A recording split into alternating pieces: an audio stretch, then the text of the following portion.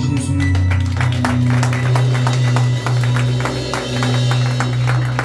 On peut s'asseoir dans la présence de Dieu. Je vous salue dans le nom de Jésus-Christ. Donnez-moi juste quelques minutes, nous allons clôturer notre thème qui dit « Je cherche ta face ». Nous allons sans plus tarder à Ésaïe, en son chapitre 38. C'est un passage que nous connaissons tous, je pense. Mais Alléluia. Dieu a quelque chose à nous dire. Alléluia. Ésaïe, chapitre 38, à partir du verset 1er. Bien-aimé, est-ce qu'on peut s'élever pour écouter la parole de Dieu, s'il vous plaît? Ésaïe, chapitre 38, à partir du verset 1er. En ce temps-là, Ézéchias fut malade à la mort. Le prophète Ésaïe, fils d'Amoth, vint auprès de lui et lui dit: Ainsi parle l'Éternel, donne tes ordres à ta maison, car tu vas mourir et tu ne vivras plus. Ézéchias tourna son visage contre le mur et fit cette prière à l'Éternel. Ô Éternel, souviens-toi que j'ai marché devant ta face avec fidélité et intégrité de cœur, et que j'ai fait ce qui est bien à tes yeux. Et Ézéchias répandit d'abondantes larmes. Puis la parole de l'Éternel fut adressée à Ésaïe en ces mots: Va et dis à Ézéchias: Ainsi parle l'Éternel, le Dieu de David, ton père.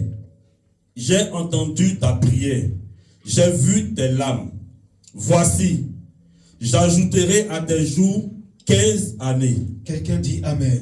Amen. Quelqu'un dit Amen très très bien. Amen. Assieds-toi dans la présence de Dieu.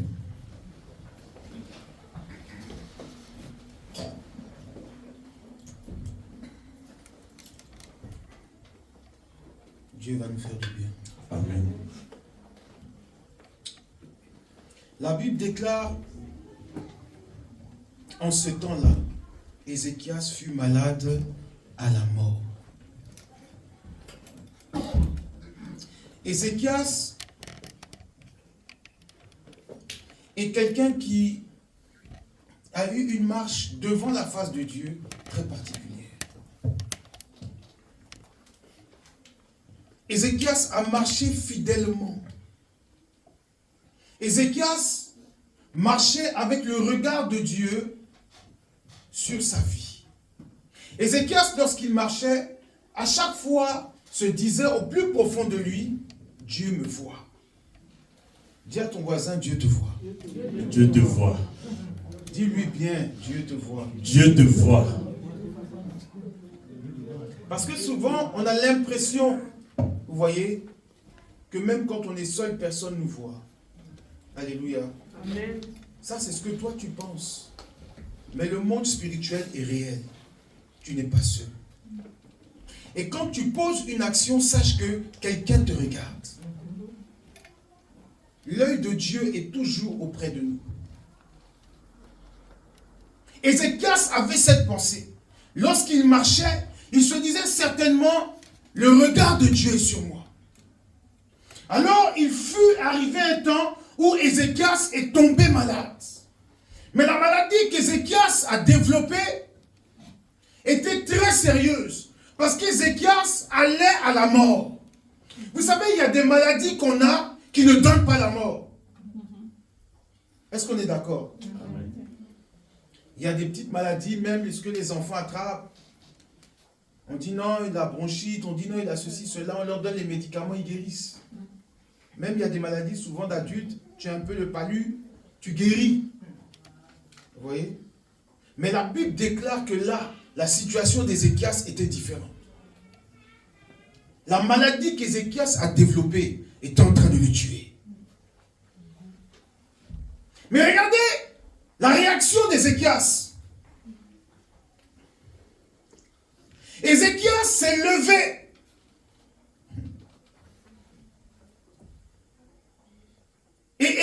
Ézéchias a eu l'intelligence de rappeler à Dieu certaines choses. Pourquoi? Parce qu'un événement va se passer. Reprends-moi le verset 1 et nous allons démarrer notre message. Quelqu'un me dit Amen et on pousse. En ce temps-là, oui, Ézéchias fut malade à la mort. Écoute bien, oui. Le prophète Ésaïe, fils d'Amoth, vint auprès de lui et lui dit: Ainsi parle l'Éternel, donne tes ordres à ta maison, car tu vas mourir et tu ne vivras plus. Quelqu'un dit Amen. Amen. Dieu va prendre le temps d'avertir l'homme de Dieu et lui dit: va voir mon serviteur et dis-lui que la maladie qu'il a là va réellement le tuer. Donc qu'il prépare ses enfants, qu'il prépare ses héritiers, qu'il prépare sa maison, qu'il donne des instructions à tous ceux qui sont autour de lui, parce qu'il va bientôt partir. Mais la Bible déclare qu'Ézéchias va refuser cela. Quelle audace. Est-ce que tu peux jouer quelque chose, s'il te plaît, Arnaud? Inspire-moi.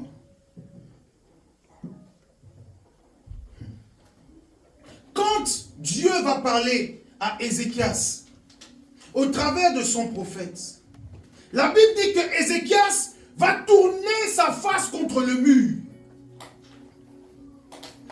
Il va regarder le mur. Il ne va pas regarder un homme. Il ne va pas regarder une femme. Il ne va même pas regarder le prophète. Il va tourner sa face contre le mur. Ézéchias est entré en lui-même. Le mur n'a pas de reflet. Le mur n'est pas un miroir.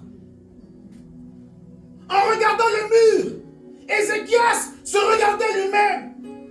Ézéchias est entré en lui-même et il a dit à Dieu: est-ce possible?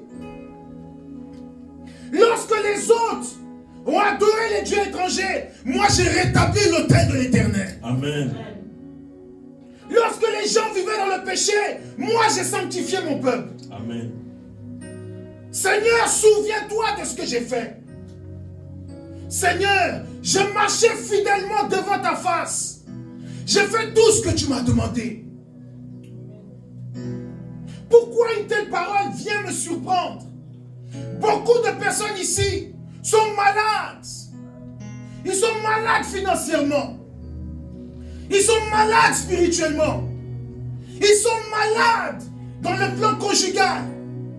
Ils sont malades sur le plan professionnel. Ça ne va pas dans leur vie. Et voici que même la situation que tu vis te rappelle que ça ne va pas. Beaucoup de gens sont comme ça. Ézéchias marchait fidèlement à Dieu. Dieu ne vient pas lui dire tu vas guérir, mais Dieu vient lui dire que tu vas mourir. Il y a des gens qui ont soutenu l'œuvre de Dieu. Il y a des gens qui ont soutenu des hommes de Dieu. Il y a des gens qui ont bâti des églises dans leur pays. Et le malheur les a frappés.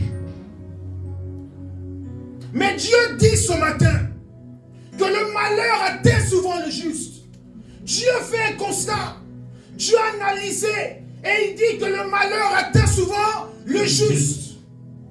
Mais parce que le malheur atteint les personnes qui ne le méritent pas, Dieu se lève et il dit: à cause de cela, moi l'Éternel, je le délivrerai. Amen. Ézéchias a tourné son visage contre le mur et il a dit à Dieu: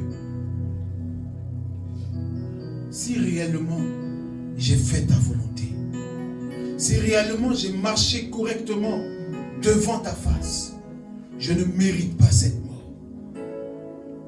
Ézéchias a changé la parole de Dieu. La Bible dit que le prophète qui était en train de sortir du palais, il a entendu une voix qui lui a parlé et qui lui a dit: retourne. J'aimerais vous poser la question: est-ce que Dieu s'est trompé? Est-ce que Dieu s'est trompé? Dieu parle et un homme change la volonté de Dieu. Je a changé la volonté de Dieu. Amen. Un homme a changé le programme de Dieu. Amen. Un homme a changé la volonté de Dieu. Dieu parle, le Tout-Puissant, le Créateur du ciel et de la terre. Il se lève et il parle. Il envoie son serviteur et il dit, va dire à cet homme qu'il va mourir. Cet homme ne parle pas au prophète. Il tourne son visage contre le mur et il dit à Dieu, cette parole ne me concerne pas. Alléluia. Je veux dire à quelqu'un cet après-midi que tout est possible à celui qui croit. Amen. Même si on t'a dit que ce n'était pas possible, à cause de ta marche, tout peut être possible. Amen. Cet homme-là a fait du bien à quelqu'un. Écoutez-moi bien, je vous dis quelque chose. Il y a des gens qui ont payé la scolarité d'enfants d'autrui. Je ne parle pas de tes enfants. Il y a des gens qui ont payé la scolarité de leurs frères, de leurs soeurs, des enfants de leurs tantes, des enfants des cousins éloignés. Ils les ont pris en charge dans leur maison. Ils ont fait du bien à quelqu'un. Aujourd'hui, ces enfants sont aux États-Unis. Ces enfants sont à Londres. Ces enfants-là sont en Europe, en France. Ces enfants-là sont aux États-Unis quelque part. Mais ils t'ont oublié.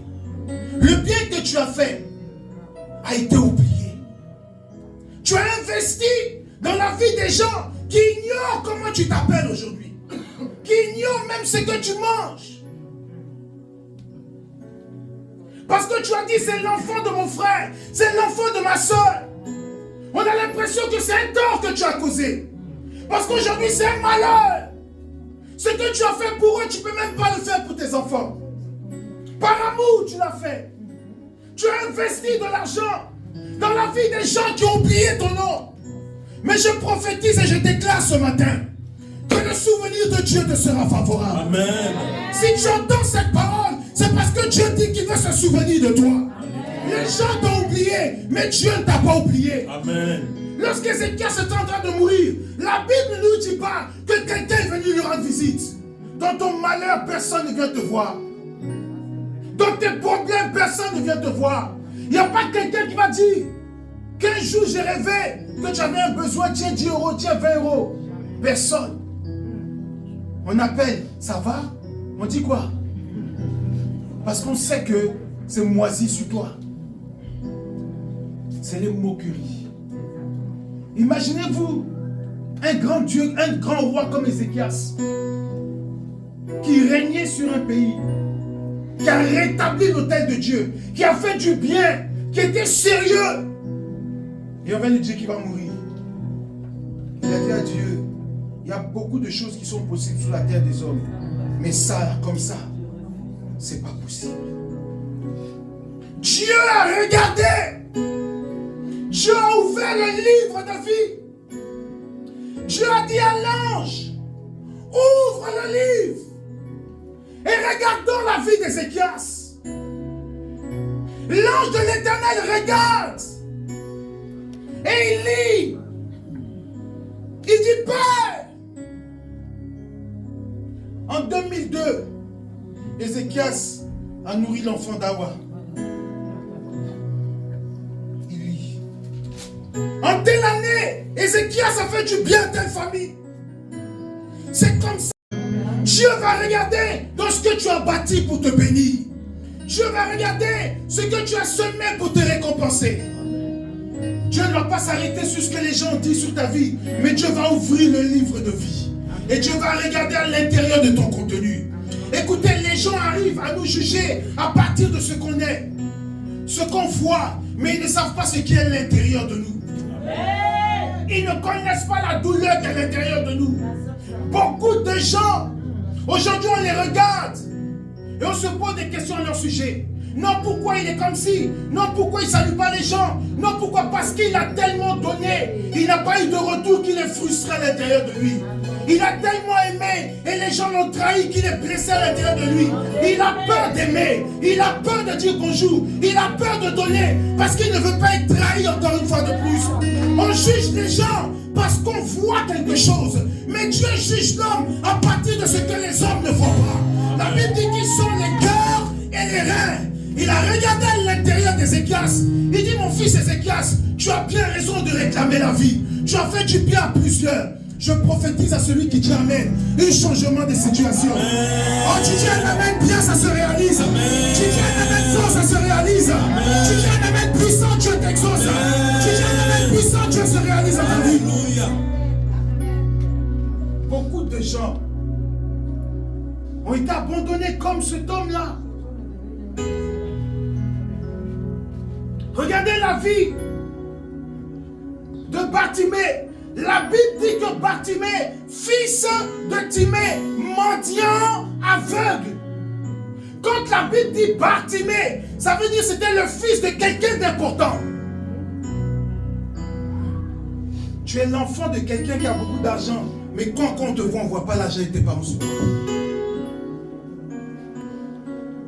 Tes parents ont eu l'argent, mais ça ne t'a rien fait, ça ne t'a rien apporté, ça ne t'a même pas impacté.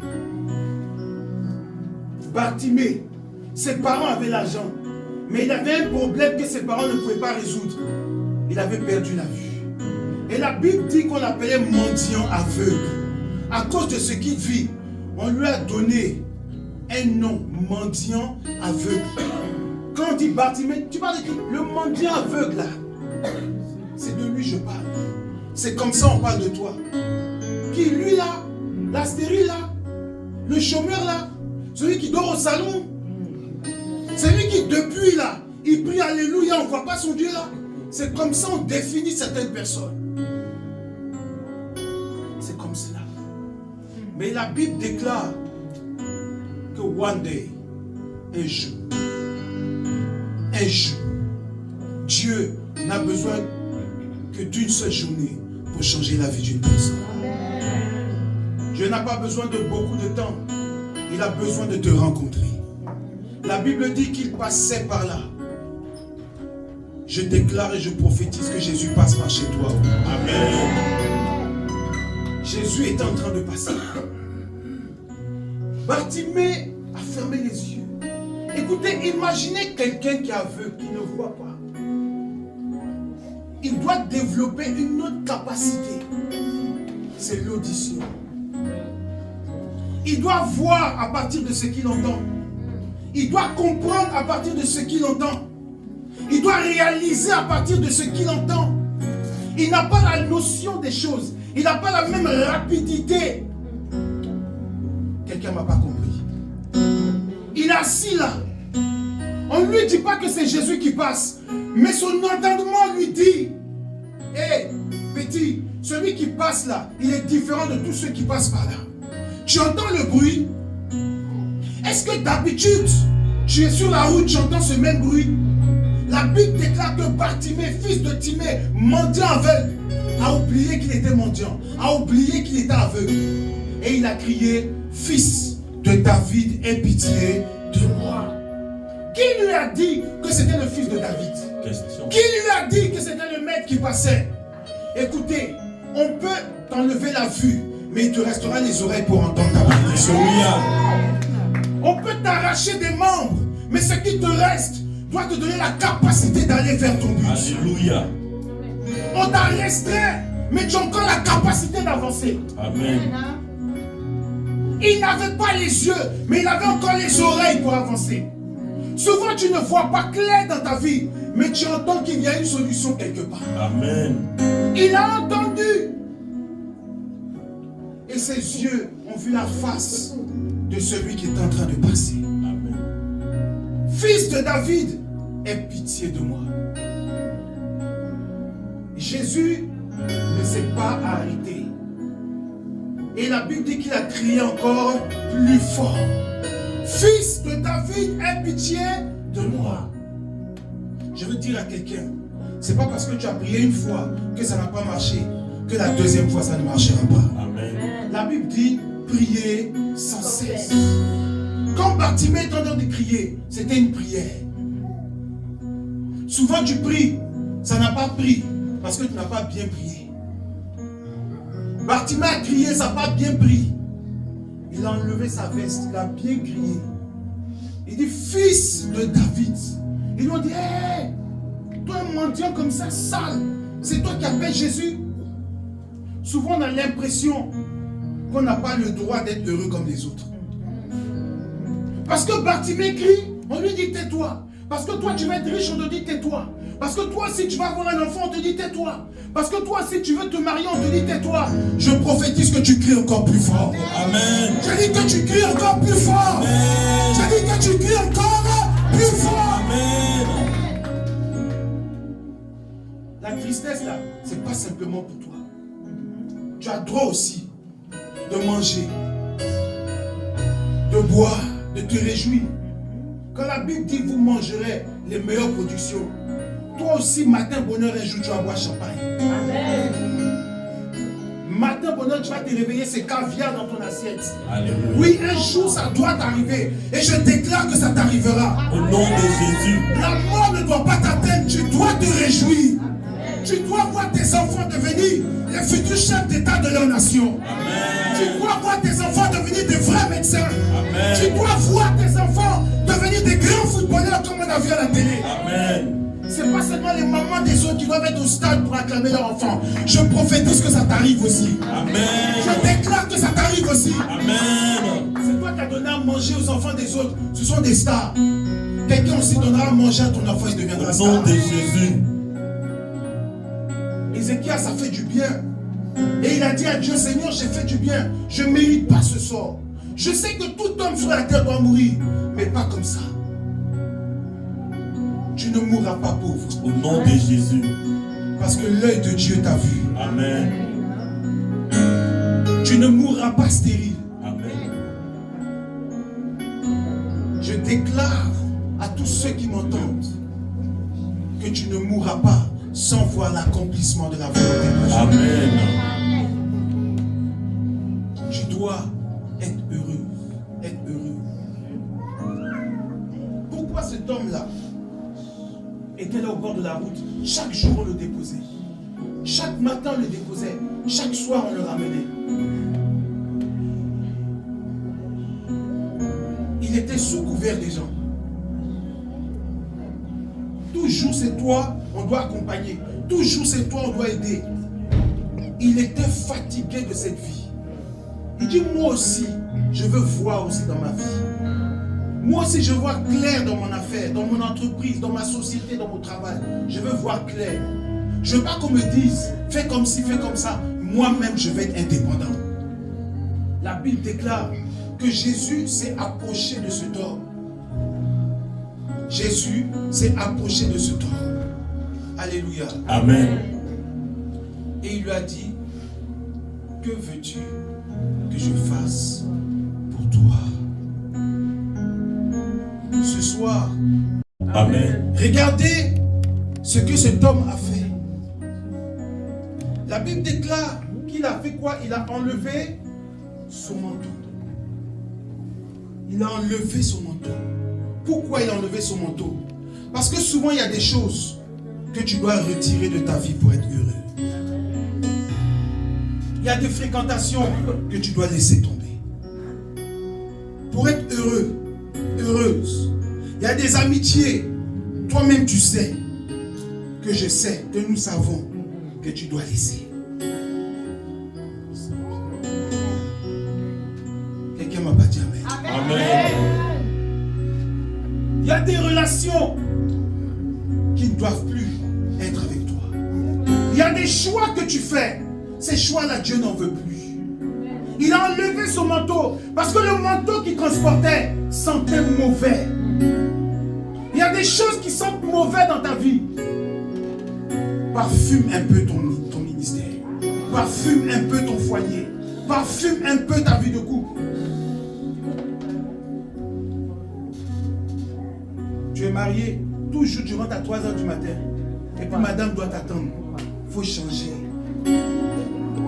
Quelqu'un dit amen bien. Amen. 3h du matin là c'est cookie. C'est cookie. Et puis depuis, tu rentres à 3h du matin, tu n'envoies même un bon jeton à la maison. Au moins si tu sors, tu rentres à 3h et puis tu déposes la solution. Est-ce qu'on peut parler? Pas du tout. Mais tu te promènes en vain. Vaut mieux que tu restes pour t'occuper des choses de la maison. Amen. Il y a des choses qu'on doit abandonner pour être heureux. Il y a des choses qu'on doit abandonner. Un mariage heureux, un mariage vivant, un mariage glorieux s'entretient.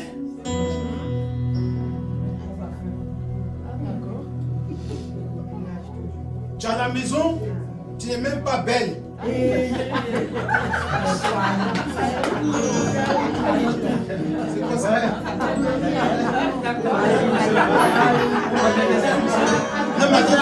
Non mais attendez, regardez Mathéo comment elle est.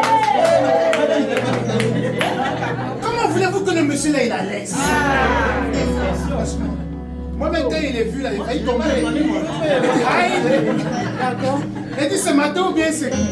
Moi même il a failli tomber.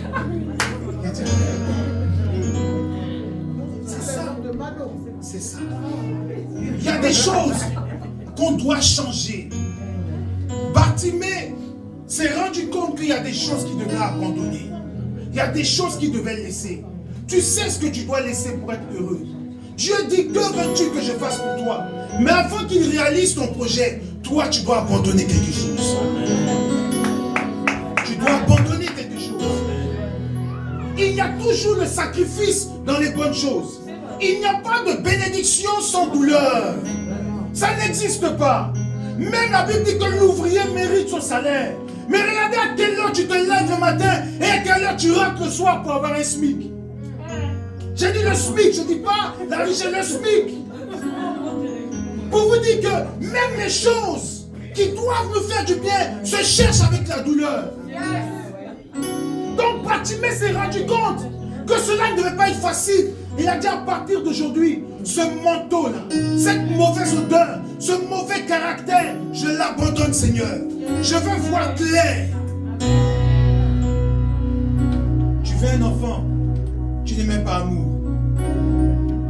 Dieu attend. Pourquoi tu as frappé l'enfant des autres?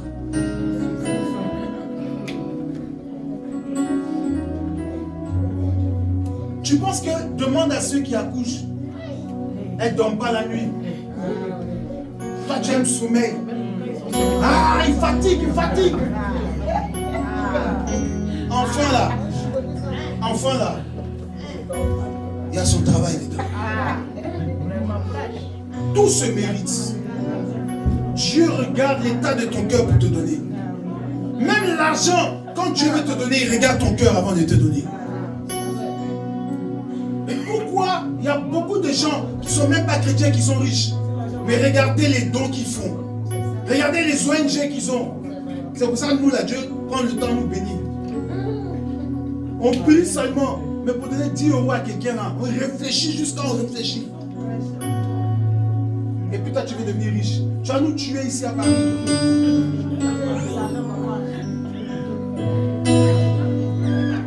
La richesse vient dans le cœur de ceux qui l'ont le mérite. Si tu as le cœur qui aime, si tu as le cœur qui partage, Dieu te donnera. Parce que Dieu sait que tu deviendras une source de bénédiction pour les autres. Élargis ton cœur et tu verras ce que Dieu va mettre à l'intérieur. Amen. Je veux ce matin que la face de l'Éternel brille sur ton visage. Amen. Et qu'il te donne ce que ton cœur désire. Amen. J'ai dit, je ne sais pas ce dont tu as besoin pour cette année 2024. Mais aujourd'hui, Dieu va compter ce que tu as fait pour te récompenser. Amen. Il y a des gens qui ne savent pas qu'ils ont le droit de réclamer à Dieu leur dû. Tu as fait tellement de bien aux gens. Tu as le droit de dire à Dieu. Dieu dit, rappelle à ma mémoire. Pas qu'il oublie, mais Dieu aime qu'on lui dise certaines choses. Seigneur, est-ce que tu vois l'enfant de temps là? C'est moi. C'est mon travail. C'est ma sueur. Dieu regarde et il dit exactement, c'est ton travail. Et il dit, reçois ta part. Vous pensez que même tout ce que vous faites dans la maison de Dieu, tes les 5 euros qui te restent même pour manger avec toi et tes enfants, tu jettes. Tu penses que Dieu ne voit pas. Dieu voit. Même quand tu apportes dans la maison de Dieu, dis à Dieu, Seigneur, j'ai semé dans ta maison. Et je n'ai plus rien à manger. Souviens-toi de moi. Et je déclare dans la vie de tous ceux qui ont fait du bien à quelqu'un ce matin, que Dieu vous réponde favorablement. Au nom de Jésus. Que Dieu vous bénisse. Amen. Et que la bénédiction de Dieu s'élargisse dans vos vies. Amen. Sur la vie de vos enfants. Amen. Arrière-petits-enfants. Amen. Votre génération Amen. sera bénie à travers vous. Amen.